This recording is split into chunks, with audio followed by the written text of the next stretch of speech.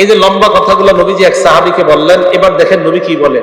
মুআজ, আমি যে তোমার এতগুলা ওয়াজ করলাম, ইবাদত করতে বললাম, নামাজ পড়তে বললাম, রোজা রাখতে বললাম, হজ করতে বললাম, জিহাদের কথা বললাম, ইসলামের কথা বললাম, কল্যাণের দরজা কোনটা তাও বললাম, মূল কোনটা তাও বললাম, খুঁটি কোনটা তাও বললাম, চূড়ান্ত শাখা কোনটা তাও বললাম।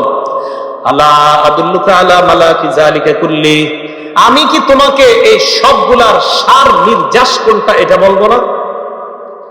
সব ওয়াজ করার পরে নবী বলে সার নির্যাস কোনটা এটা কি বলবো না? তো মুআজ ইবনে জাবাল বলেন, জি হুজুর বলেন। নবী বললেন, নিজের জিহ্বাটা ধরে বললেন, মুআজ কুফা আলাইকা হাযা, এই জিহ্বা তুমি নিয়ন্ত্রণ করো, তোমার সব ইবাদত ঠিক থাকবে। তুমি জিহ্বা নিয়ন্ত্রণ করো, তোমার সব ইবাদত কি থাকবে? মুআজ ইবনে জাবাল বলেন, ইন্না লা মুআখাযুনা বিমা নাতাকাল্লামু বিহি ইয়া রাসূলুল্লাহ, ইয়া রাসূলুল্লাহ, জিহ্বার অপরাধের কারণে কি আমাদেরকে পাকড়াও করা হবে? আল্লাহ নবী জবাব দিলেন, হাল ইয়াকুবুন নাস ফিন্নারি আলা ওয়ুজুহিহিম আও আলা মানাখিরিহিম ইল্লা হাসাইদু আলসিনাতিহিম।